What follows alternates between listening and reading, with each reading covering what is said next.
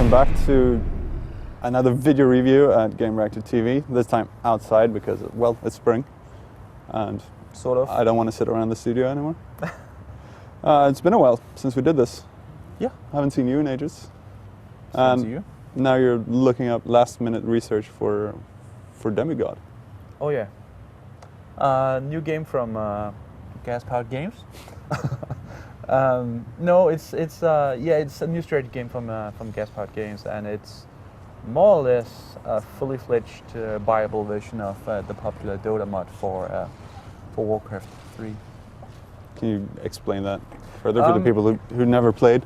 Yeah, DoTA? DoTA was pretty much like summarization of everything good in Warcraft 3, but for those of us who didn't like the strategy aspect of it, like managing units, building bases and everything. So in DoTA, it focused on just giving you the choice of selecting a hero, and the CPU actually takes over controlling the grunts. So if you just let the computer play its game, you'll send out grunts and the opponent will send out grunts, and they will meet in the middle of the map at the exact same time and cancel each other out, just in a complete stalemate. So what you do is that you go in and help them with your hero and thereby make a difference and push the fight forward towards your enemy's base, which you have to conquer to win the game. Probably should mention the fact that one of the reasons why we're talking about DoTA is that even the press material for this game, for Demigod, includes references to DoTA in the FAQ that I got yesterday. Here's actually one of the questions: Why should I play Demigod and not just download DoTA? For everyone who's ever tried DoTA, and that's a lot of people, it's really popular. You just can't just play Demigod for more than 5 minutes and not conclude that this is clearly a game inspired by DoTA. But that's not a bad thing to say about the game. No. But let's leave DoTA out of the way. Let's just talk about what Demigod does right or wrong. I tried it out, the 1 versus 1. I know we had a disagreement here before. Yep. I tried out the 1 versus 1 against the AI at first, because that's usually what you do when you just start playing a game like this. And I kind of enjoyed it, but it wasn't as exciting as I thought it would be. And then I went into a 4 versus 4 match, and it was complete madness. Yeah. And I had so much fun. Yeah, well, one of the things that Gas-Powered Games have done a really good job pre-launch about Demigod is that they have tried to explain everyone that this is a really different strategy game from your Command and Conquers and everything, and it is as you experience yourself. I like it more in a one-on-one because it allows me to focus more on the strategy, whereas multiplayer or 3-on-3 or what else just pans out to complete chaos, and that partly is due to the AI not always playing a very smart game. No matter which character you play against, it more or less just goes completely berserk and goes right after you instead of using its powers in a proper way that every human player probably would. But is that kind of the point with games like this? When I was playing it, the first game that I thought of was Dawnspire, which is a game that was released like 2 years ago by a small Swedish studio, where playing alone and playing single player is more or less completely pointless. The game is about multiplayer and playing against human opponents. That can definitely be said about Demigod because, as you saw yourself, the single player is comprised of skirmish and a tournament mode.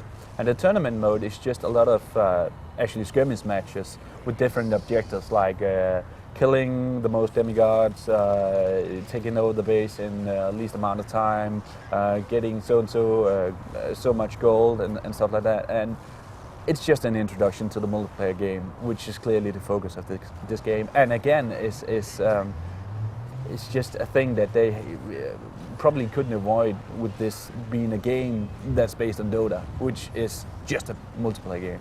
Yeah. One thing that I think it was a blogger who wrote that he thought that Demigod kind of is like a real-time strategy game for a person who doesn't like real-time strategy games. Yeah, that's how I described it as well.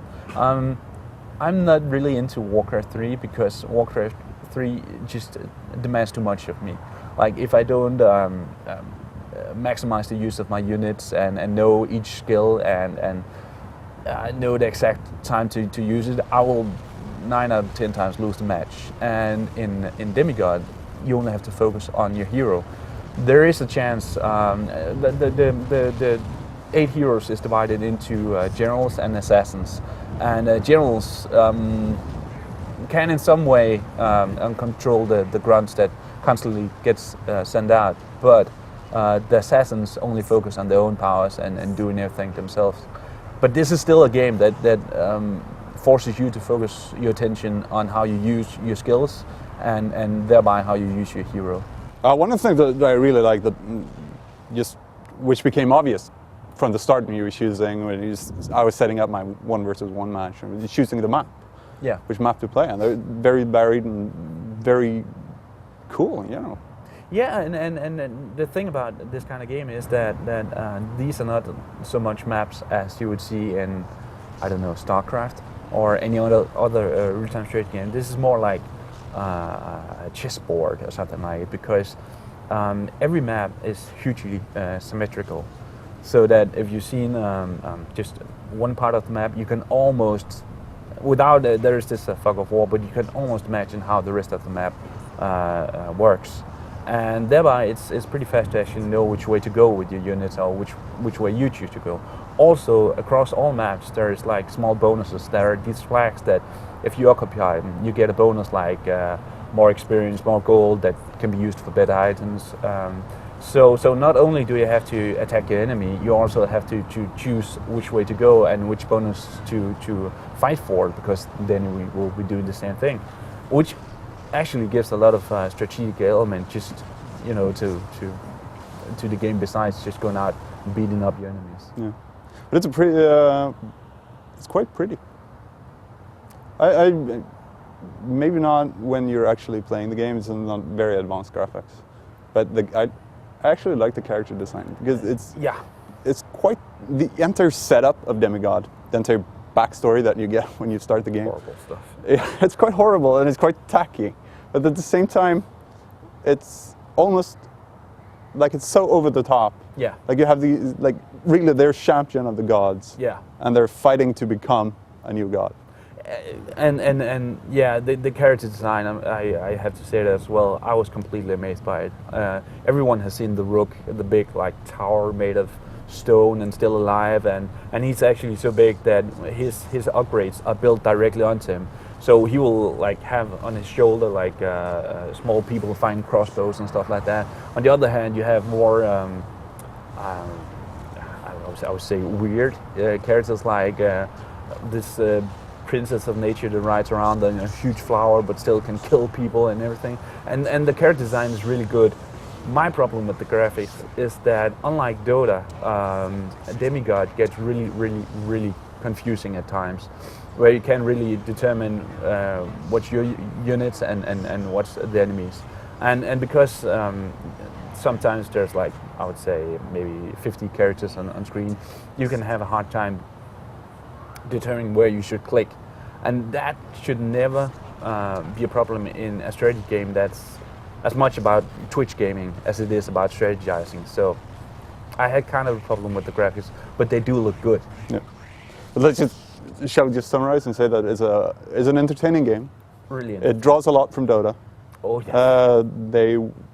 The developers will never deny that themselves. No. The character design is cool, but it's a flawed experience. It is, and I can't help but think that I would probably would have enjoyed this experience more had I not played DoTA first. Yeah. Because DoTA is a more advanced experience, and it is, I would say, a better experience. But what Demigod gives is that it gives a better introduction to this kind of game, and of course it's prettier. It's more rounded. Yeah. So when I get back home, I'm gonna kick your ass. You wish.